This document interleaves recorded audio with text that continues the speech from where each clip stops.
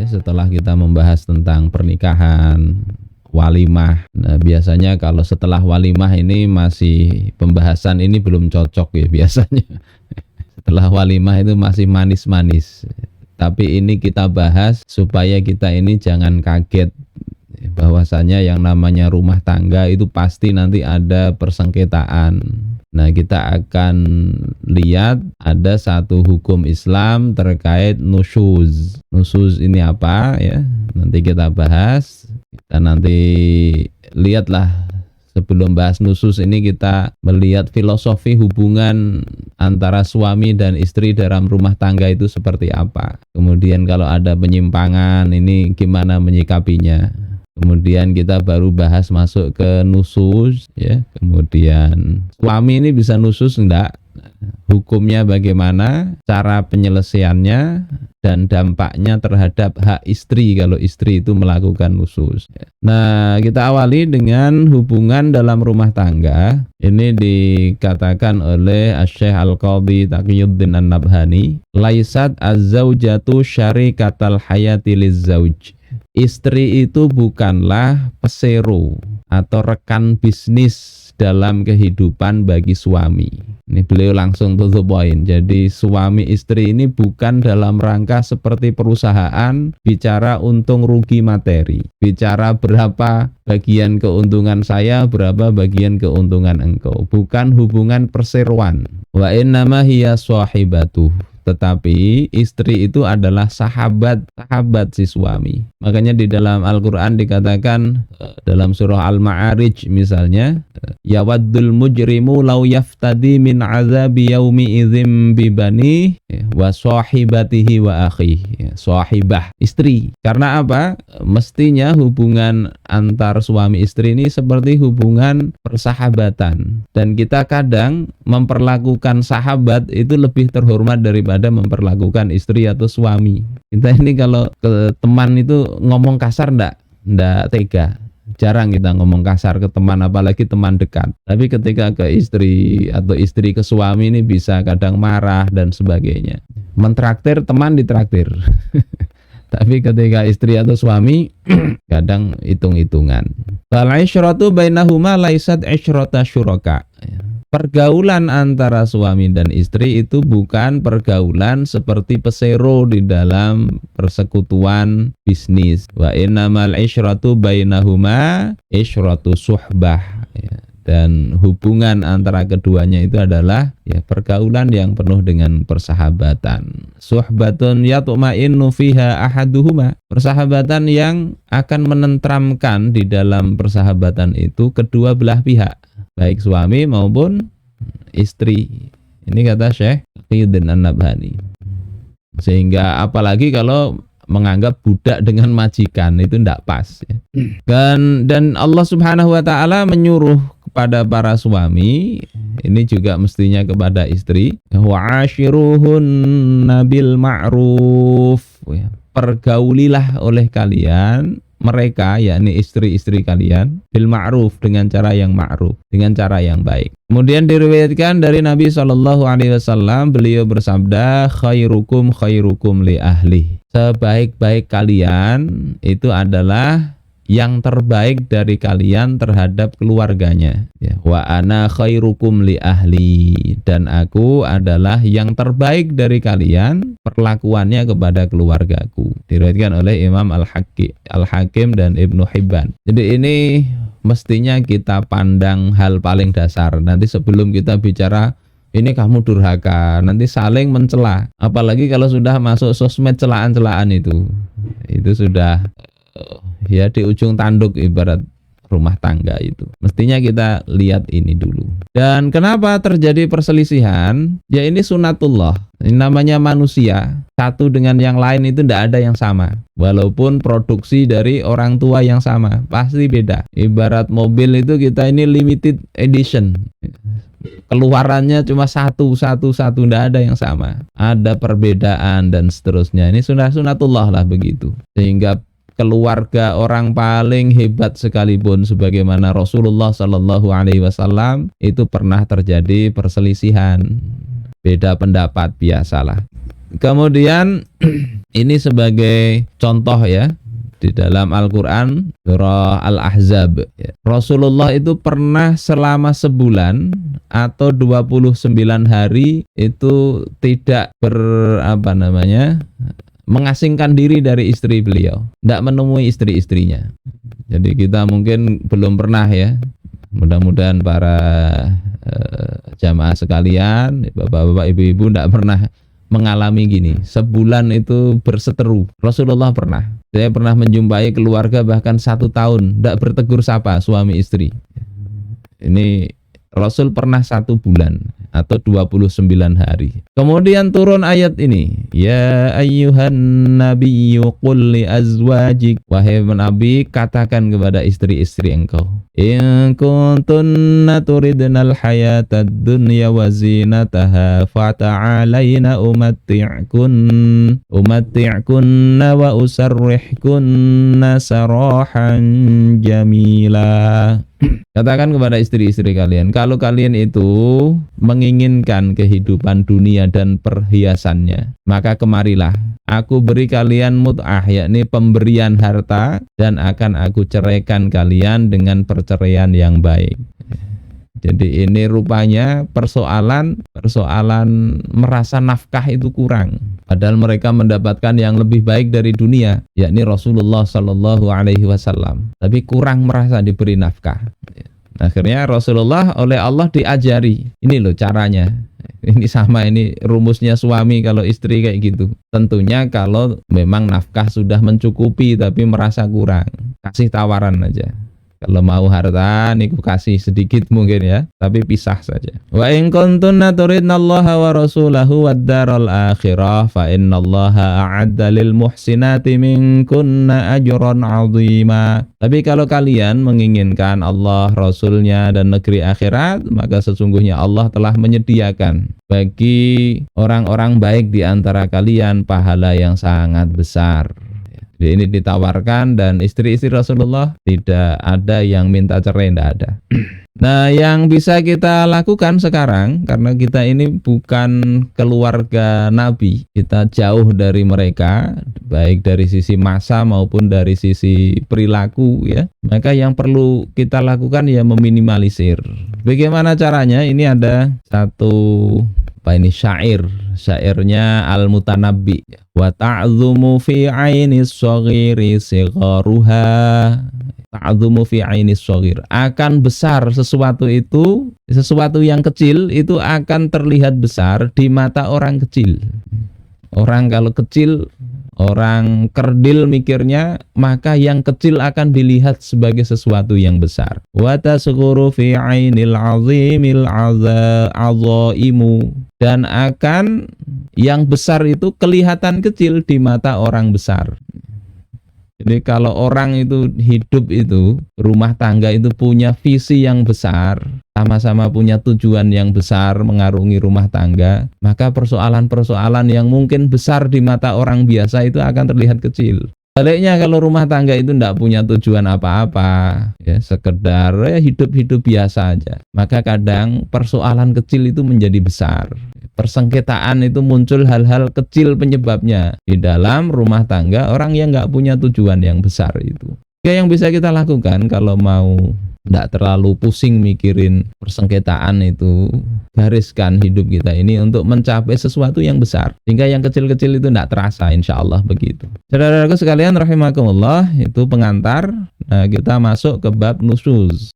Apa itu nusyuz? Secara bahasa dia adalah bentuk isim masdar dari fi'il mudhari'nya, fi'il madhinya nasyaza, mudhari'nya yanshuzu, yang maknanya adalah martafa'a minal ard, ya, tanah yang terangkat tinggi ke atas. Itu nusyuz. Kalau di kamus Al-Munawwir, kalau konteksnya itu hubungan suami istri, maka nusyuz itu artinya kedurhakaan atau penentangan istri terhadap suami, tidak mau taat kepada suami, itu nusyuz secara bahasa. Kemudian secara istilah, nusyuz itu adalah maksiatnya istri, penentangan istri kepada suaminya dalam konteks kehidupan khusus atau konteks kehidupan rumah tangga dan hubungan suami istri. Jadi tidak semua penentangan, ketidaktaatan itu bisa dihukumi ini nusus. Enggak. Ini konteksnya kehidupan rumah tangga. Sehingga kalau misalnya istri punya harta sendiri, kemudian suaminya meminta, istrinya ndak ngasih, ndak bisa dibilang ini nusus ini. Hartanya mestinya diambil suami. Ndak mesti begitu. Itu bukan konteks yang kita bahas. Nah, di dalam soal jawab tahun 72, nggak tahu ini jamaah sudah lahir atau belum. An-nusuzu huwa mukhalafatuz zaujah li awamiriz zauj mutlaqan. Nusus itu adalah penentangan istri kepada perintah suami secara mutlak. Nanti dilanjutannya ini fima yata'allaku bil hayatil khassah, dalam perkara yang terkait dengan kehidupan khusus, yakni dalam urusan rumah tangga. Fima yata'allaku bi umuriz zaujiyah, dan dalam apa-apa yang terkait dengan urusan persuami istrian. Diajak tidur bareng ndak mau, nusus.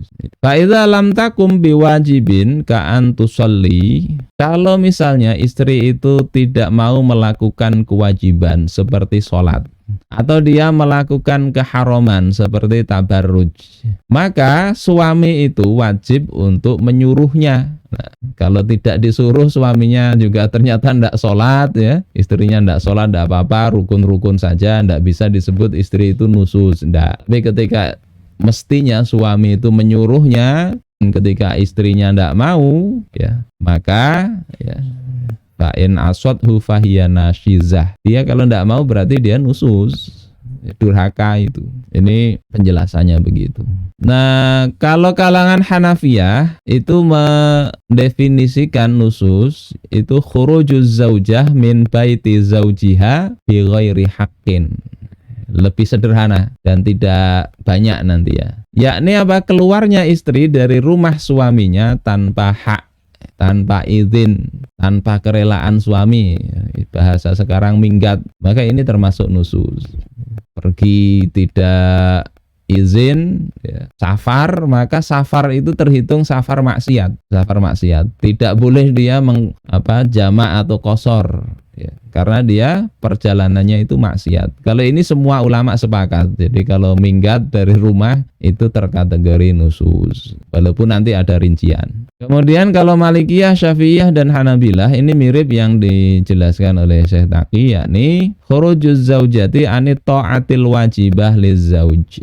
Keluarnya istri dari ketaatan yang wajib kepada suami. Karena di sini ada ketaatan yang tidak wajib. Seperti tadi, suami meminta hartanya istri. Istri tidak wajib menyerahkan, tidak wajib. Atau istri dapat warisannya diminta suami, tidak wajib itu, tidak wajib, tidak terhitung nusus ketika menolak, ya. Istri punya gaji misalnya, ya tidak wajib memberi suami, walaupun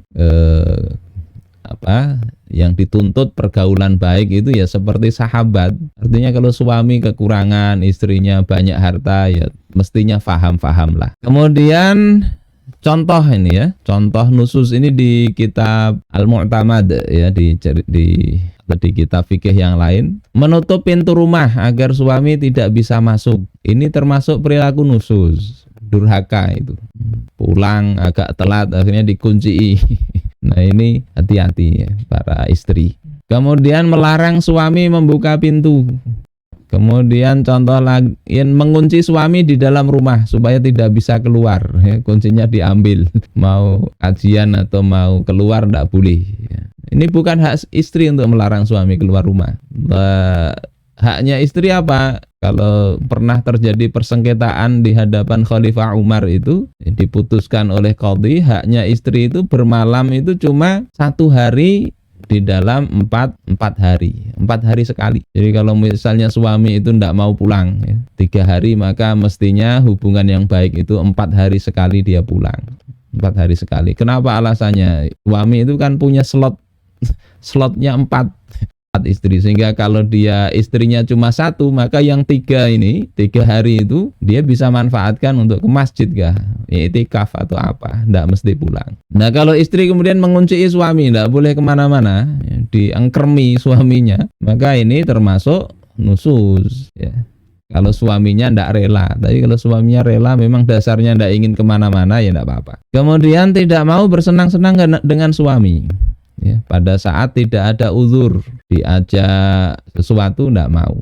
Ya, kemudian ikut suami dalam safar tanpa izin suami. Ya, suaminya misalnya lagi pelatihan, penataran atau apa misalnya di luar kota. Seminggu sudah, istrinya kangen nyusul tanpa izin. Ya, padahal suami melarang, maka itu terkategori nusus, ya durhaka itu, maksiat itu, maksiat. Tetapi ketika sampai misalnya suaminya seneng, ya sudah, berarti tidak nusus lagi itu. Tidak nusus. Dan tidak semua keluar rumah tanpa izin itu dihitung sebagai sesuatu yang haram, ya, yang dilarang dan masuk nusus. Contohnya di sini adalah menghadap qadhi atau hakim untuk mencari kebenaran, termasuk untuk melaporkan suami kalau suaminya zalim, sebagaimana yang pernah dilakukan oleh Sayyidatuna Hindun ketika melaporkan suaminya, ya, bahwasanya suaminya ini engken, tidak memberi nafkah yang cukup. Maka Rasul kemudian putuskan, ya khudhi ma yakfiki wa waladaki bil ma'ruf, ambil yang mencukupi engkau dan putra-putra engkau, ya anak-anak engkau dengan cara yang ma'ruf. Jadi pergi untuk melaporkan suaminya, minta fatwa kepada Rasul. Tentunya ndak izin ndak apa-apa. Kalau izin tanya ke suaminya, mau kemana, kata suaminya, mau melaporkan engkau. Bisa jadi tidak diizinkan. Yang kedua, mencari nafkah. Jadi si istri mencari nafkah jika suaminya kesulitan atau tidak mampu memenuhi kebutuhan rumah tangga. Nggak izin juga tidak apa-apa, dia lapar. Ini tentunya perlu dilihat kebutuhan asasiyah, ya. Ini kalau kebutuhan yang tahsiniyah atau tersier ya tidak masuk di sini. Ingin punya mobil baru misalnya, suaminya tidak bisa, kemudian dia bersikeras keluar rumah bekerja, walaupun dilarang istrinya itu, dilarang suaminya, itu masih terkategori nusus, ya. Kemudian meminta fatwa, suaminya tidak ngerti hukum.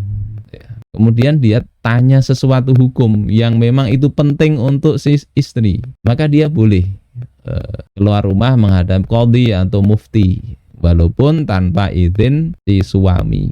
Ini dulu ya, kalau sekarang kan bisa tinggal lewat WhatsApp atau lewat telepon dan sebagainya. Jadi ini seperlunya, kalau memang tidak perlu keluar rumah ya tidak usah. Di antara yang lain misalnya membeli tepung atau roti atau keperluan yang memang harus dibeli, tidak perlu harus izin. Kalau memang di rumah habis, ya, mau ke warung beli beras misalnya, itu bukan termasuk nusus.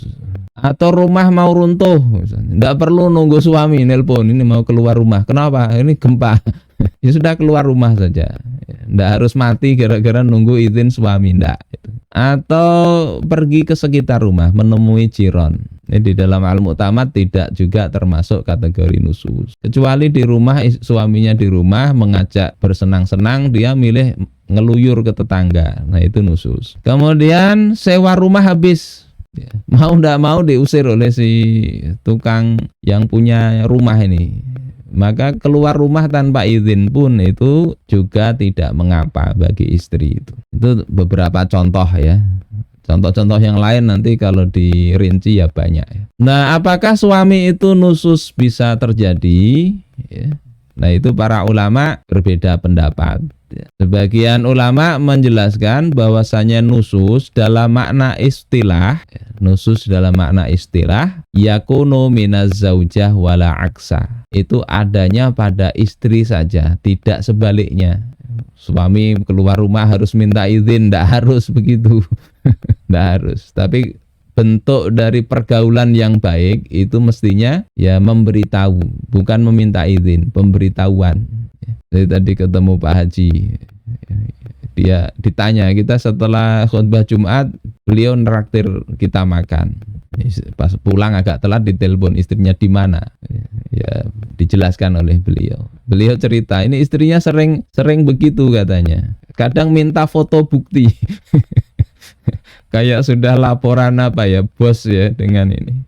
Ya mungkin karena banyak pemberitaan, tiba-tiba suami punya istri lagi gitu, sehingga istri ini kalau memang katanya sedang mentraktir ustadz atau apa, minta fotonya sebagai apa, bukti ya.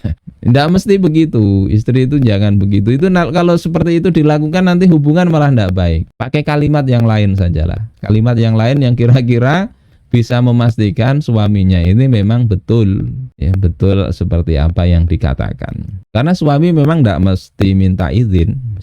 Sementara ahli fikih yang lain itu menyatakan bahwasanya an-nusuzu, ya, bi an-nusuza kama yakunu minaz zaujah yakunu minaz zauj. Bahwasanya nusus itu di samping bisa dilakukan istri, itu juga bisa dilakukan suami. Contohnya nusus suami itu apa? Yang dia membuat istri tidak dinafkahi secara batin misalnya, zahir juga ndak misalnya, tapi ndak dicerai.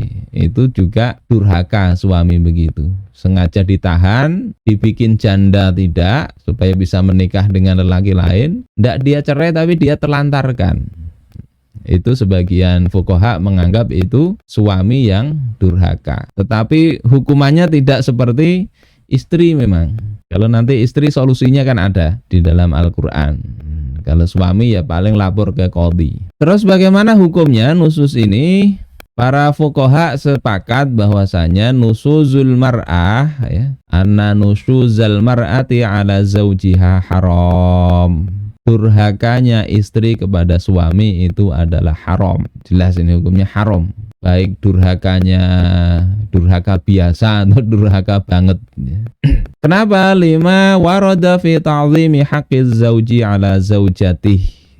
Karena banyaknya riwayat yang menyatakan besarnya hak suami atas istrinya, wa wujubi ta'atiha lahu, dan wajibnya istri itu mentaati suaminya. Di antaranya adalah sabda Rasulullah sallallahu alaihi wasallam, beliau bertanya kepada seorang wanita dalam hadis riwayat Imam Ahmad, adzatu zaujin ant, apakah engkau punya suami? Bertanya begini hati-hati ya. Kalau nanti yang bertanya moderator misalnya tanya ke wanita, engkau punya suami enggak? Kalau GR ini moderatornya sedang senang dengan saya ini. Ini yang bertanya Rasulullah. Wanita ini menjawab, na'am, ya, punya suami. Maka kata Rasulullah, unzuri aina ant minhu. Perhatikan di mana posisi engkau dari suamimu itu. Fa innahu jannatuki wa naruk. Sesungguhnya suamimu itu adalah surga dan neraka engkau. Jadi baik-baik bersikap. Juga riwayat dari Abdurrahman bin Auf bahwasanya Rasulullah sallallahu alaihi wasallam bersabda, idza shallatil mar'atu khamsaha. Jika wanita itu salat 5 waktunya. Wa shamat syahraha, puasa pada bulan Ramadannya ya. Wa hafizat farjaha, menjaga kehormatannya. Wa ta'at zaujaha, mentaati suaminya. Qila laha, dikatakan kepadanya, udkhulil jannata min ayyi abwabil jannati syi'ti. Masuklah engkau ke dalam surga dari pintu mana saja yang engkau kehendaki. Ini riwayat Imam Ahmad ya. Ini tentunya kalau dia beriman, dia melaksanakan kewajiban yang lain. Ada orang begini akhirnya dia tidak bayar zakat, nanti kena masalah lagi, melakukan riba. Nah itu tidak disebut di sini, tapi itu juga masuk ya. Saudara-saudaraku sekalian yang dimuliakan Allah Subhanahu wa taala, juga riwayat dari Abu Hurairah, idza da'ar rajulu imra'atah ila firasyih. Jika seorang suami mengajak istrinya ke tempat tidur, paham maksudnya ya. Fa'abat antaji'a, istrinya kemudian tidak mau. La'anat hal malaikatu hatta yusbiha, maka malaikat melaknatnya hingga pagi kalau suaminya tidak ridho. Jadi ini urusan yang penting. Tidak ada kesibukan, hentikan kesibukan itu, penuhi panggilan suami ini.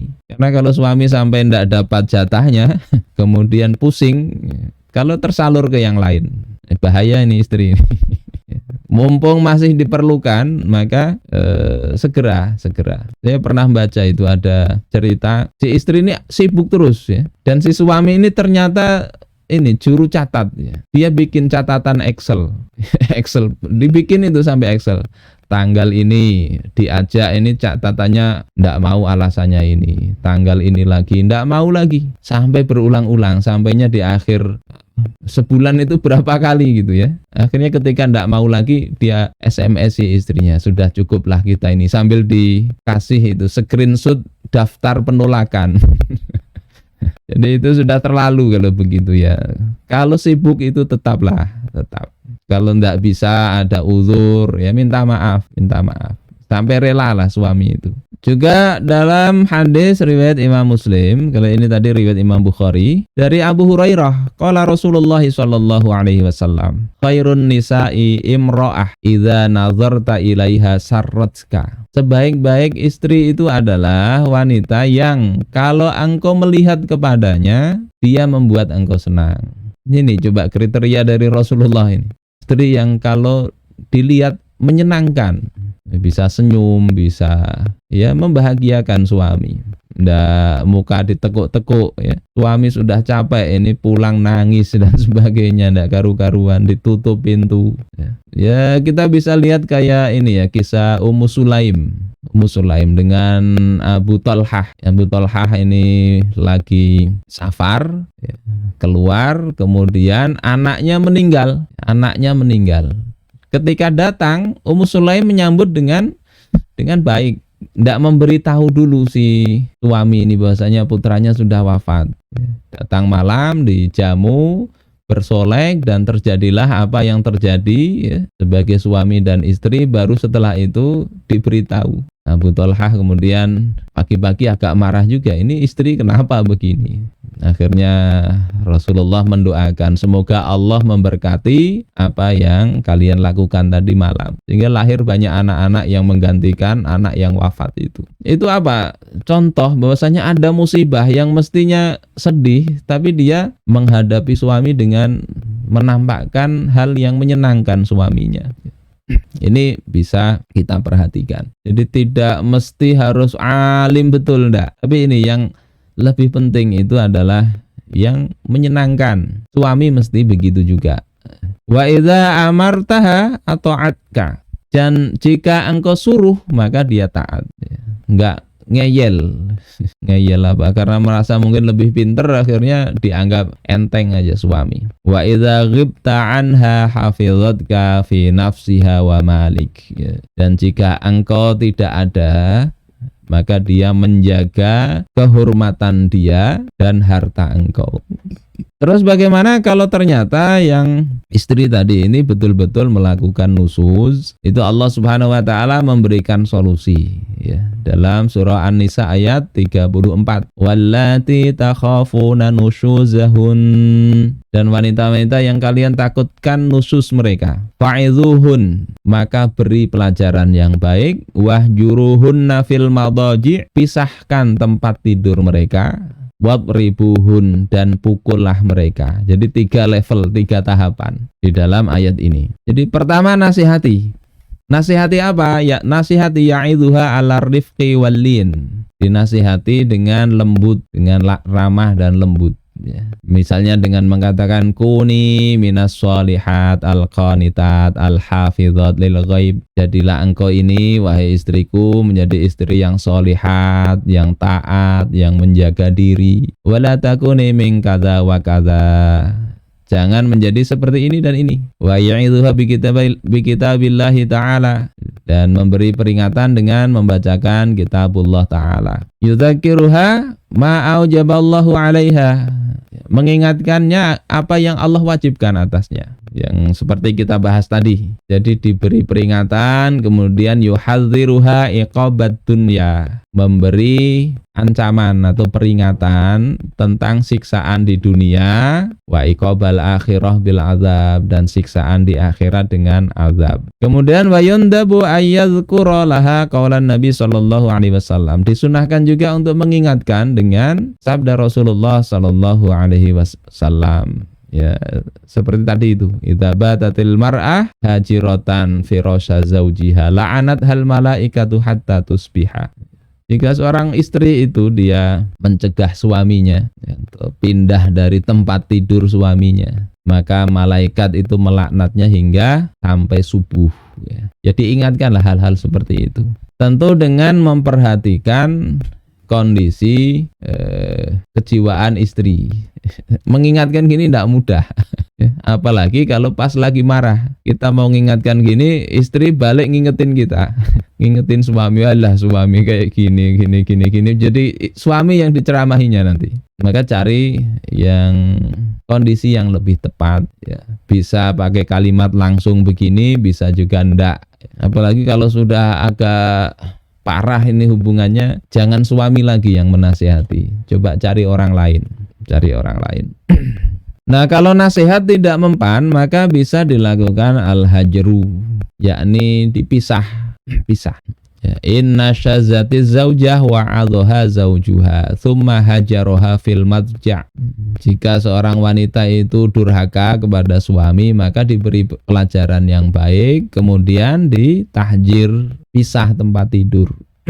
Ini wanita yang punya perasaan, suami tidak mendekati itu sudah menjadi hukuman. Tidak perlu dipukul, tidak dihiraukan itu sudah jadi hukuman. Kadang dengan didiamkan mestinya sudah paham, atau cukup dengan merengut itu sudah cukup jadi hukuman. Jadi mulai level yang paling mudah dulu lah. Ini dari sisi perbuatan ya. Sementara dari sisi ucapan, amal hujranu fil kalam fala yajuzu fauqa salasati ayamin. Adapun kalau menyatru dalam ucapan, menyatru itu tidak ngomong, maka tidak boleh lebih dari 3 hari. Jadi mestinya istri suami itu kalaupun bertengkar, tidak tegur sapa, itu tidak boleh lebih dari 3 hari. Sebagaimana hadis, la yahillu lil mu'min ayyah jura akhahu fauqa salasati ayyam. Tidak halal bagi orang yang beriman untuk dia menyatru itu apa ya bahasa Indonesianya? Tidak bertegur sapa terhadap saudaranya lebih dari 3 hari. Ila anna qasadaradha au islahatiniha. Hanya saja maksud di sini itu adalah untuk mengembalikan dia supaya tidak nusus atau memperbaiki agamanya. Jadi ini dilakukan dalam rangka supaya ini baik. Jadi diniatkan begitu. Jangan ini dipisah tempat tidur, kita cari tempat tidur dengan wanita yang lain. Yang kedua dan sebagainya. Tidak begitu. Maksudnya ini untuk mendidik. Kemudian yang ketiga itu adalah memukul. Jadi dinasihati sudah baik-baik, tidak mempan, ditahjir, tidak dihiraukan di tempat tidur, tidak mempan juga, nggak sadar-sadar. Yang ketiga bisa dipukul, dengan catatan memukulnya itu dengan tidak melukai dan maksudnya adalah untuk mendidik. Sebagian orang memalingkan maknanya, ini bukan memukul secara fisik. Apalagi rame-rame KDRT siapa itu bintang film yang Bilar itu yang beritanya sampai rame sehingga Al-Quran yang kemudian dicela. Itu watribuhun, memukul itu bukan memukul fisik, padahal para ulama menjelaskan, Nabi sendiri menjelaskan itu memukulnya pakai pukulan fisik ya. Jadi mukul secara fisik. Tapi memang ada proses sebelumnya. Maknanya bahwa tribun wa darbu fi hadhil ayah huwa darbul adab ghairul mubarrih. Pukulan dalam ayat ini adalah pukulan untuk mendidik, bukan untuk melukai.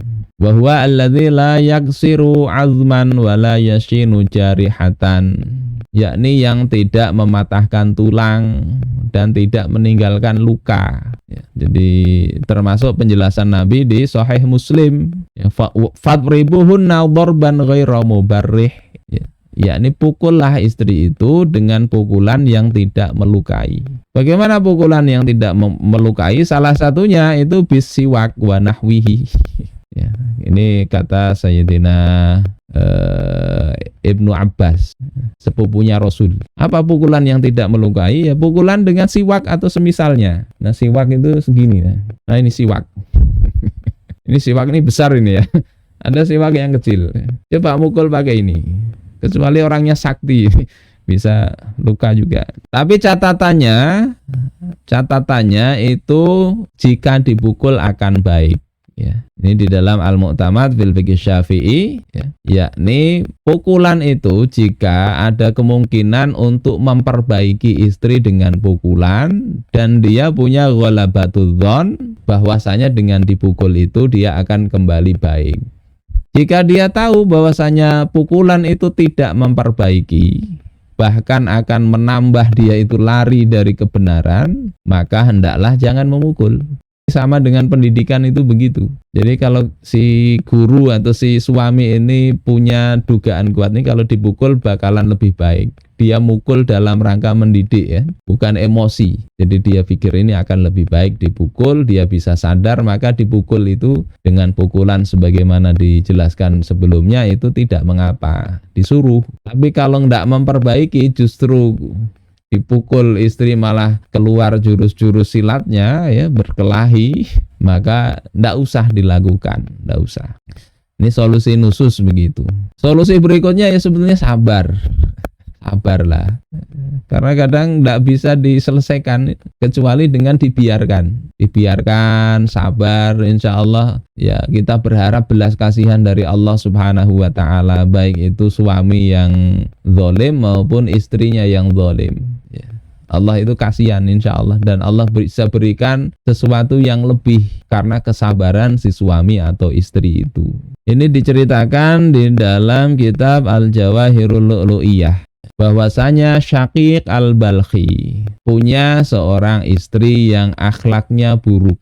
Maka ditanyakan kepadanya, ala tufariquha wa hiya tu'dzika bi su'i khuluqiha?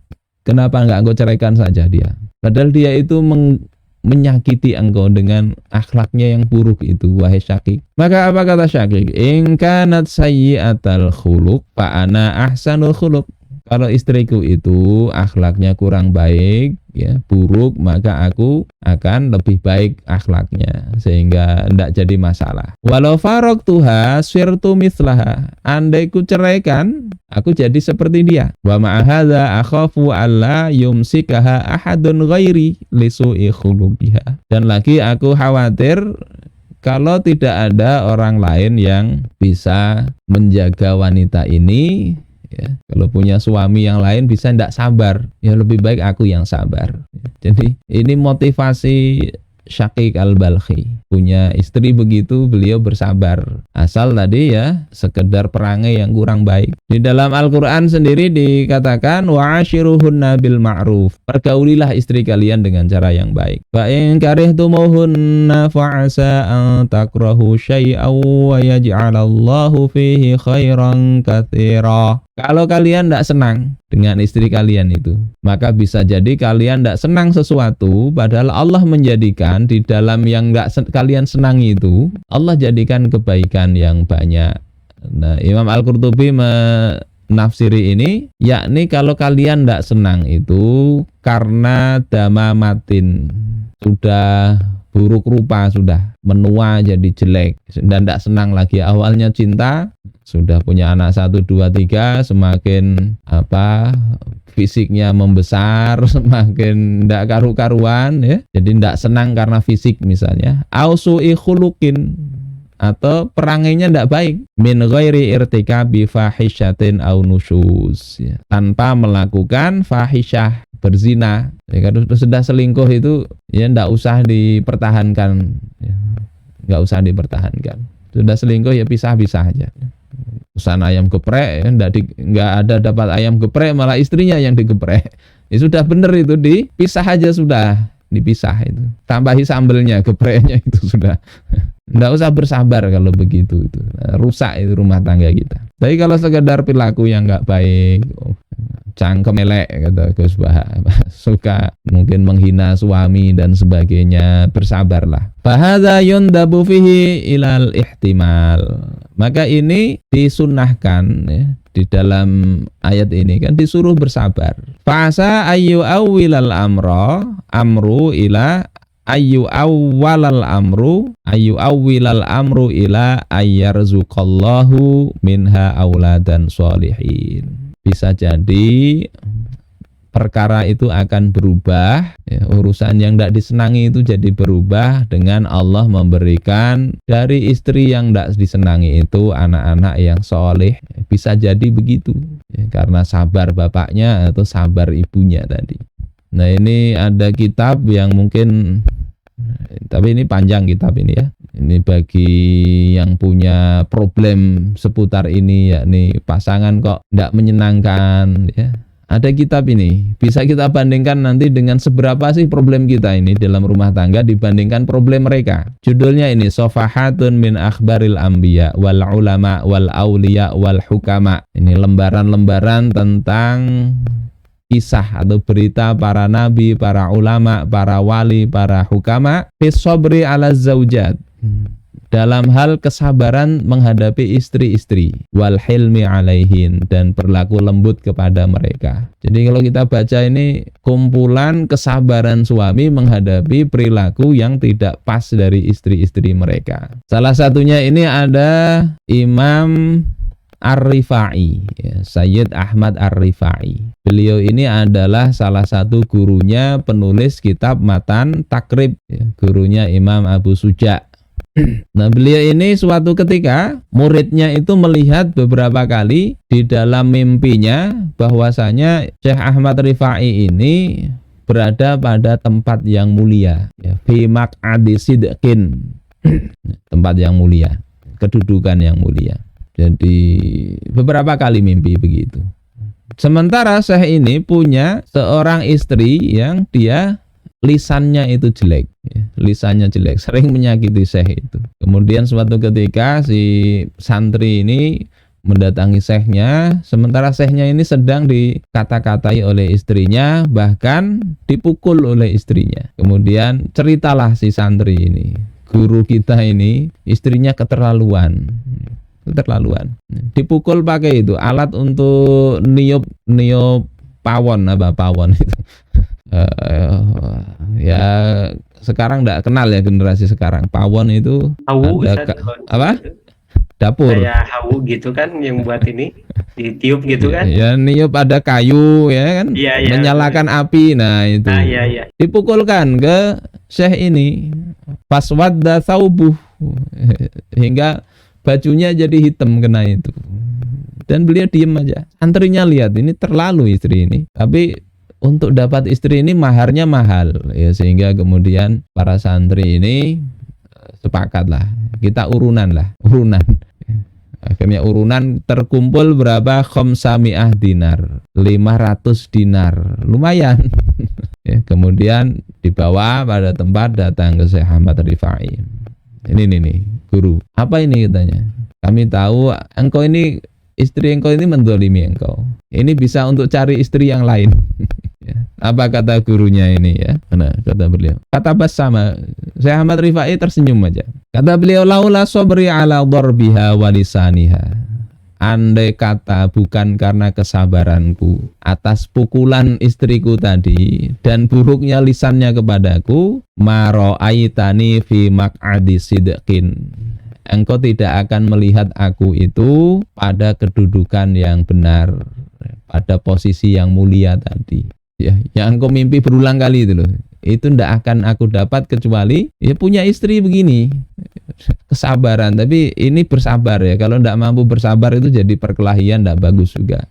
Nah, kisah-kisah begini ini banyak di kitab ini tadi ya. Nah, kitab ini ya, silahkan dibaca. Supaya apa, paling ndak kita ini kan kalau punya yang nggak menyenangkan, sabarlah, sabar. Allah ganti yang lebih baik, berharap Allah ganti lebih baik ya. Saudara-saudara sekalian yang dimuliakan Allah Subhanahu wa taala, jam 10 sudah ya. Bagaimana kalau terjadi nusus juga? Sebetulnya ada akibat hukumnya, akibat hukum secara fikih. Tapi saya kembalikan ke awal tadi, ini bicara rumah tangga, ini bicara persahabatan. Sehingga kalau ada hal-hal sedikit itu jangan langsung engkau melakukan begini, hukumnya begini-begini, enggak. Kedepankan tadi al-hilm. Akibat hukumnya apa? Jumhur fuqaha mengatakan bahwasanya an-nashiza la nafaqata laha wala sukna. Wanita yang durhaka, nusus, itu tidak berhak mendapatkan nafkah, tidak juga mendapatkan tempat tinggal. Jadi kalau ada misalnya di sighah ta'liq itu, kalau saya menelantarkan istri saya berapa bulan itu, atau tidak memberi nafkah berapa bulan dan seterusnya, kemudian istri saya tidak rela dan mengajukan gugatan membayar Rp10.000 maka jatuhlah talak saya. Ini begitu. Misalnya mengatakan begitu di sighah ta'liq itu, kemudian ternyata istrinya minggat. Minggat ini kan nusus dan tidak mesti dinafkahi karena tidak punya hak. Maka sighah ta'liq itu tidak berlaku itu mestinya. Jadi perlu jeli di situ. Nah, ini para jumhur fuqaha. Nah, sebagian fuqaha itu menyatakan bahwasanya yang gugur itu adalah hak untuk mendapatkan giliran bermalam. Jadi kalau istrinya 4 atau lebih dari 1 kan ada giliran ini bermalam di sini. Kalau dia nusus tidak usah bermalam di situ. Ini akibat hukumnya begitu. Kemudian la tu'ta minaz zakah. Wanita yang nusus tadi, dia kan tidak dapat nafkah dan ternyata tidak cukup hidupnya, jadi miskin.